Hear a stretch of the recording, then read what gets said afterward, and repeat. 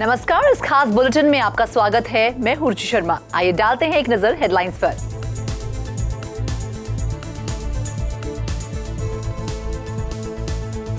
Crypto currency में आई तेजी, bitcoin ने किया $46,800 से ऊपर ट्रेड।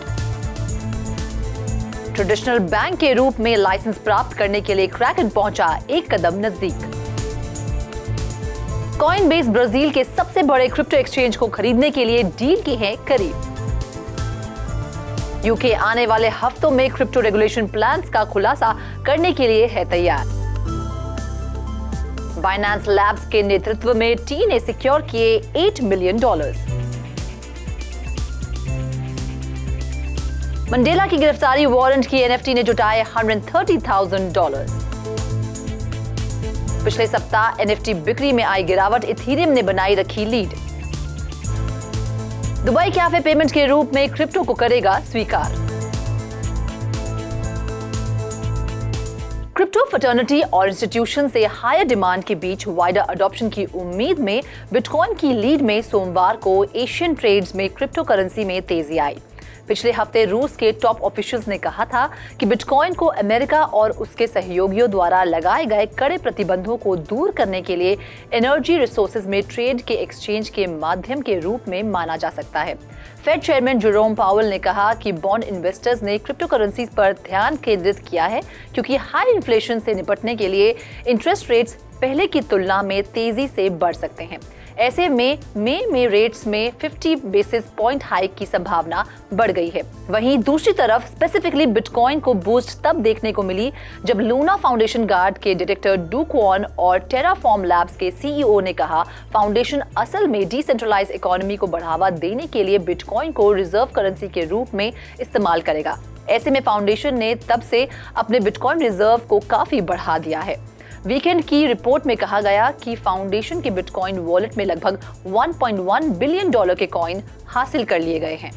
इन सबके बीच बिटकॉइन को हाल ही में पिछले 24 घंटों में 5% से ज्यादा $47,000 से अधिक पर ट्रेड करते देखा गया था, जबकि एथर को 5% की बढ़ोतरी के साथ $3,300 के पास ट्रेड करते देखा गया। दूसरे मेजर ऑल्टरनेटिव क्रिप्टो करेंसी को भी उछाल के साथ ट्रेड करते हुए देखा गया। Wyoming based digital asset bank Kraken bank एक फेडरल रिजर्व मास्टर अकाउंट प्रदान करने और ट्रेडिशनल बैंक्स के समान ग्लोबल पेमेंट सिस्टम तक पहुंच प्राप्त करने की दिशा में एक कदम आगे बढ़ गया है। ऐसे में अमेरिकन बैंकर्स एसोसिएशन ने हाल ही में क्रैकन को एक राउटिंग नंबर प्रदान किया है जो इसे highly coveted federal reserve master account में से एक प्राप्त करने के एक कदम करीब ले जाता है, जो उसे फेड के साथ फंड्स डिपॉजिट करने और ग्लोबल पेमेंट सिस्टम तक पहुंचने की अनुमति देगा। कस्टोडिया बैंक फॉर्मली अवांटी को पिछले महीने एक रूटिंग नंबर दिया गया था। क्रैकन साथ ही कस्टोडिया एक स्पेशल पर्पस डिपॉजिटरी इंस्टीट्यूशन है, एक वायोमिंग स्पेसिफिक रेगुलेटरी डेजिग्नेशन है जो इन फर्म्स को डिजिटल एसेट बैंकिंग एक्टिविटीज का समर्थन करने की अनुमति देता है। Crypto currency exchange Coinbase global reports के अनुसार ब्राजील के सबसे बड़े क्रिप्टो एक्सचेंज मर्काडो बिटकॉइन के ओनर 2TM को हासिल करने के लिए बातचीत के फाइनल स्टेज पर है।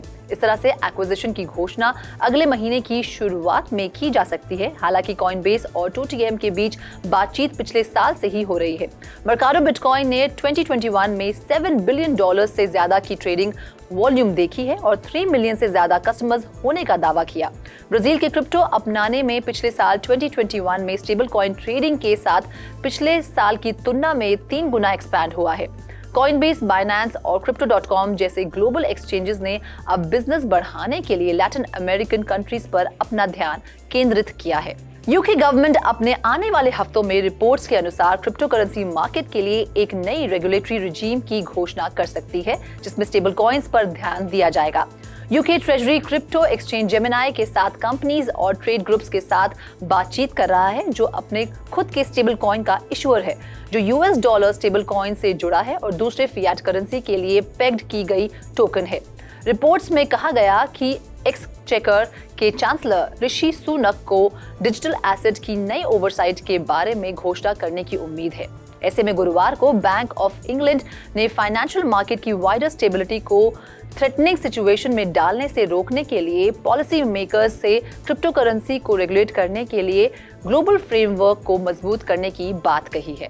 ब्लॉकचेन पर एक ओपन सोर्स सॉफ्टवेयर प्लेटफॉर्म बनाने वाली San Huan based company T ने अब सीड फंडिंग राउंड में $8 मिलियन हासिल किए हैं। टी की स्थापना मैक्स हावेल ने की थी। T open source tool kit का निर्माण कर रही है जो डेवलपर्स को किसी भी प्लेटफॉर्म पर काम करने, CI/CD और डिप्लॉय करने में मदद करती है। ऐसे में इस राउंड को बाइनेंस लैब्स, वेंचर कैपिटल और बाइनेंस की इनोवेशन इंक्यूबेटर द्वारा समर्थित किया गया था। इस तरह से सॉफ्टवेयर प्रोटोकॉल और कम्युनिटी के डेवलपमेंट पर काम करना जारी रखने के लिए कुछ एडिशनल रिसोर्सेज को हायर करने के लिए फंड्स का इस्तेमाल किया जाएगा। नेल्सन मंडेला के ओरिजिनल अरेस्ट वारंट से बनाए गए एक नॉन फंजिबल टोकन ने एक हेरिटेज साइट को फंड देने में मदद करने के लिए ऑक्शन में $130,000 जुटाए, जो साउथ अफ्रीका के डेमोक्रेसी के लिए संघर्ष का दस्तावेज है। Anti apartheid activist Mandela South Africa के पहले ब्लैक प्रेसिडेंट बने। उन्हें 1962 में व्हाइट माइनॉरिटी गवर्नमेंट को उखाड़ फेंकने की साजिश के लिए गिरफ्तार किया गया था। NFT के खरीदार के पास लिलिस लीफ म्यूजियम में ओरिजिनल डॉक्यूमेंट तक की विशेष पहुंच होगी। ऐसे में सेल से होने वाली कमाई lilies leaf museum heritage site को जाएगी। डेटा के अनुसार 16 अलग अलग ब्लॉकचेन नेटवर्क में नॉन फंजिबल टोकन की सेल पिछले हफ्ते 2% से ज्यादा गिरकर $539.2 मिलियन हो गई। ऐसे में पिछले हफ्ते $443 मिलियन की बिक्री दर्ज करने के बाद इथेरियम प्लेटफॉर्म ने NFT मिंटिंग में लीड करना जारी रखा। हालांकि सेल्स एक सप्ताह पहले की तुलना में 7% से कम थी।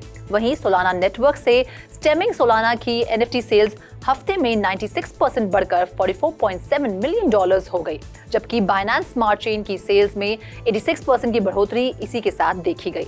दूसरी तरफ क्रोनोस ने NFT की सेल में $1.3 मिलियन की बढ़ोतरी की, जो पिछले 7 दिनों में 236% अधिक है। इन सबके बीच 7-डे NFT सेल्स में पॉलीगॉन ने 51% नीचे रहा, जबकि ब्लॉकचेन नेटवर्क वेव्स ने सेल्स में 92% की गिरावट देखी है। दुबई स्थित cafe bake and more crypto currencies को पेमेंट के रूप में स्वीकार करेगा। इस तरह से ये क्रिप्टो को स्वीकार करने वाला पहला कैफे बन जाएगा। बेक एंड मोर के ओनर मोहम्मद अल हमादी ने कहा कि कंपनी हाल के समय में स्टाफ को फिएट करेंसी में सैलरी दे रही है, लेकिन उन्होंने इस बात से इनकार नहीं किया कि वो स्टाफ को क्रिप्टो में सैलरीज देंगे। triple-a.io वेबसाइट के अनुसार ग्लोबली करीब 300 मिलियन क्रिप्टो यूजर्स हैं और UAE में लगभग 150,000 यूजर्स हैं, जिनकी संख्या बढ़ रही है।